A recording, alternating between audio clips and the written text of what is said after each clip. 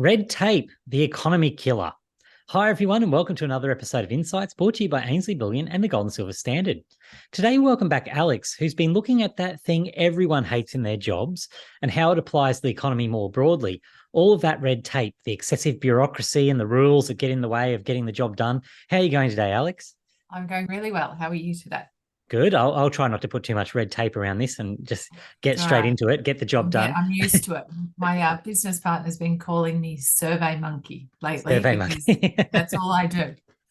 It makes sense. So let's start off with this idea of what you're defining as red tape, because obviously this is something that impacts across industries. We think of it often in terms of government jobs, in that sort of inefficiency that we tend to expect from governments, where you've got a lot of layers, it's very big organizations, that sort of thing. But you're saying it's not just them, it's also impacting the little guys. So can you give us that sort of big picture overview of what you're talking about? Yeah, so I guess the big picture overview is, we're looking at the moment that there seems to be a lot of government jobs available, a lot of bureaucracy going on. Projects are slow. So this red tape is not just jobs. It slows down things like the metro tunnel in New South Wales. We saw with Dan Andrews cancelling the Commonwealth Games in Victoria. They just kept adding things. And so the bureaucracy over the top increases red tape, and it ends up, killing jobs, time adding, cost adding. And then you've got these businesses like my company at the moment, where I've become a survey monkey for governments. So my time is spent doing surveys and, compliance for a whole range of companies, sometimes in triplicate, duplicate. And that's a cost to the business as well. So you've not only got government jobs, you've got time wastage, cost wastage, and then within the private companies, you've got compliance individuals. And I know, you're in a particularly challenging area because you sort of span across physical. When you're looking at the physical metals, there's environmental things as well. You're not isolated there. It's lots of businesses experience that. So businesses that might not think they have responsibilities broadly, like you think it's pretty straightforward. Even straightforward businesses find they have a lot of surveys to complete, a lot of compliance to follow. Yeah, it's interesting. We spoke to a bank manager the other day who was telling me there's a huge amount of consolidation in the transport industry. And one of the main reasons is compliance is so much that people have just had enough. So the smaller owner operators, the companies, with 10, 12 trucks, they've just had enough, and they're just selling to the bigger players who can afford more compliance people. Yeah, and that's what I hate most about this, is you really just end up with those monopolies, and it's not necessarily intentional. It happens out of this.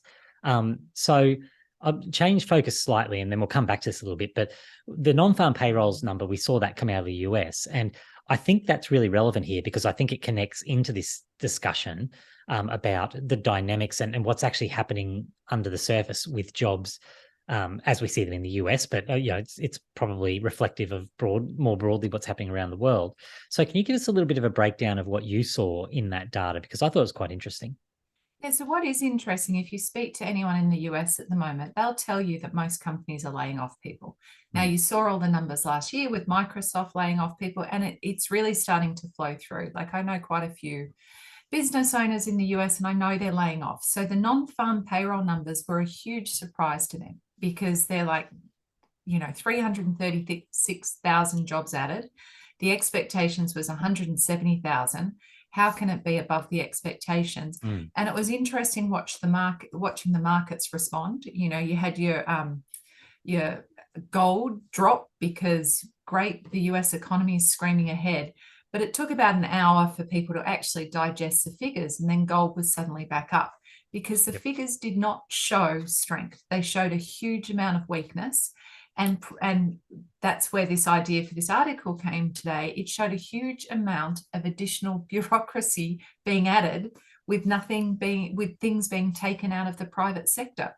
So, for example, there are 885,000 full-time jobs lost and 1.27 million part-time jobs gained. So that's how we get these numbers, because I was shocked by that number. I actually wasn't expecting it to be as strong as it was. But from what you just said there, that's the difference, right? Like, where you've got that's not new jobs being created. That's just a change in the dynamics of the jobs. And not just that, 37% of the jobs were second jobs for people. Yeah, So that's even worse. that's even worse. So it's people picking up a second part-time job and people losing full-time jobs. And then the interesting number, which is that of the 336,000 added jobs, huge amount of part-time jobs, ignoring that for the moment, 89,000 of those jobs were private sector jobs. Now, these are people and companies that are paying taxes to pay public servants. Well, there were 240,000 public servant jobs added. Now, they're teachers, it's not all bureaucracy. There's a lot of, frontline working, services, contributing, frontline services, and, you can appreciate that. But with 89,000 private jobs, all fundamentally part-time being added, how are 240 more thousand people going to be supported on the taxes for 90,000? You can see the debt spiral starting to happen, and you can see that bureaucracy is just being added to the whole system at the moment. Russ got up this week, and Liz Truss from the UK, and just said this is the UK's biggest problem, and saying it's costing them 143 billion pounds a year in lost, in red tape costs. And it's now she knows a thing or two about losing a job too, doesn't she? And sorry, a little bit of red tape from time to time. She seems to know a little bit about that too. So, this stuff is going on, and there's nowhere else to gain things at the moment with the economy is going down. So, the only way to gain things right now is to really look at red tape. And so that it really is listening to you speaking about that is raising a question in my head. And that is, what does this do to entrepreneurialism? Because that's something that really concerns me, that if you've got the economy starting to be structured in this way that it's really not helping people to break out and try that idea or be innovative or be creative. And we know that's where, particularly in the US, but also here, we know that's where all the growth has come from traditionally, in new jobs and new industries and new opportunities.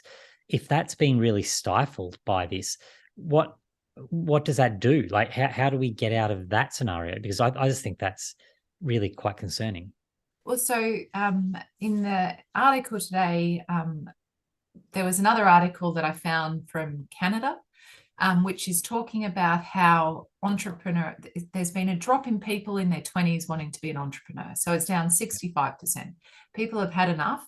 And actually, if you look at the numbers, it's very interesting that, being an entrepreneur, you used to earn more money.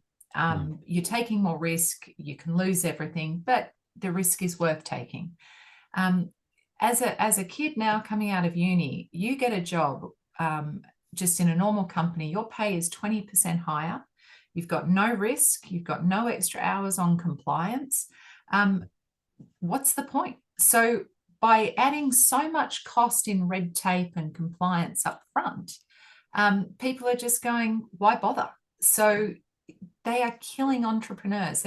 There's, no reason I would encourage my children to be entrepreneurs these days. People are starting to say, be a doctor, be a lawyer, which are amazing jobs. And if they can do it, kudos to them. But those sort of people used to be entrepreneurs, used to be able to find the value in doing those sorts of things by themselves. And it concerns me there too, around, like, there's a hidden sort of additional cost there, because that risk of red tape is stress, right? Like, it's the inability to sleep at night because you're worried about, am I doing something wrong? Am I allowed to do this?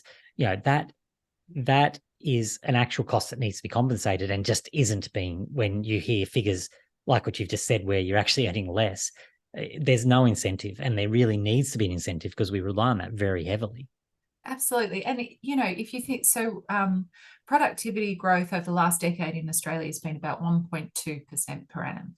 Now, I know manufacturing, I've seen companies grow, 10 times, add twice the number of people.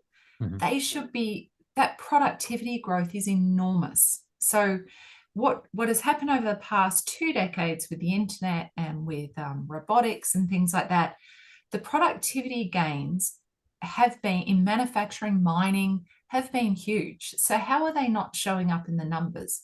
Well, the only way they can really not be showing up in the numbers if someone else is rent seeking, which is the economic term that when someone's taking away from an industry.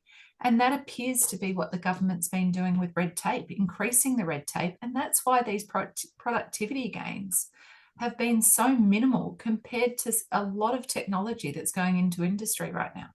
That's a really interesting way of framing it. I hadn't thought about it like that, because you're really referring to that as a tax. So if the government's rent seeking and taking that additional money out, it really is a tax on that industry, and or not that industry, on all industries, when they're doing that across that entrepreneurial sort of activity.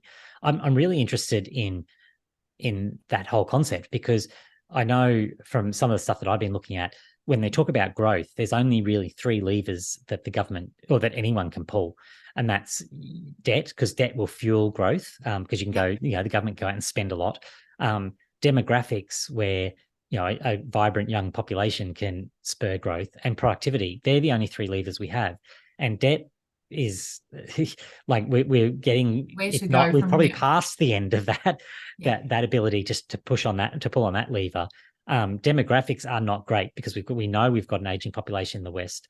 Really, it's only India and even China's an aging population now. We do have the migration band-aid that they're putting on everything at the moment. Well, yeah, true. So. And in some ways that is trying to prop up demographics, but we know debt and demographics are not the solution here. It really is productivity. And that's what concerns me the most, is that we know that's the only lever that can pull us out of this. And exactly what you just said, we've got all this technology, we've got the AI innovations and things coming on, but have we got any entrepreneurs to drive that if they're, can't sleep at night because they're under a pile of red tape? Yep. No, they, this 1.2% growth, when we've got GDP of 2 and 3%, basically says that our cost of living has been going backwards, which we all know. Yep. And migration is the only thing that is, propping up this GDP, as we all feel like we're going backwards, but told that we're not. We actually are. Yeah, and it's just on, I suppose, not many people have been looking at it how you have with that migration angle as well. It is actually quite important, because why it probably looks like we're not going backwards is because you still are seeing more productivity coming in from simply from that not productivity, you're seeing the growth coming from that demographic factor, but that's not actually increasing overall wealth across the population. It's increasing because some of those people in that in those demographics that are coming from a much lower base. So, comparatively for them, a better situation, but for the country as a whole. GDP should be demographic or migration plus plus productivity growth. So in order for us not to be going backwards, if we've got a 2% in migration happening, we should have GDP of 3.2%. To be not going backwards. Just to achieve equilibrium. If fundamentally we had 2% migration, 1.2% productivity growth, GDP has to be 3.2 or above, just to break even. Break even.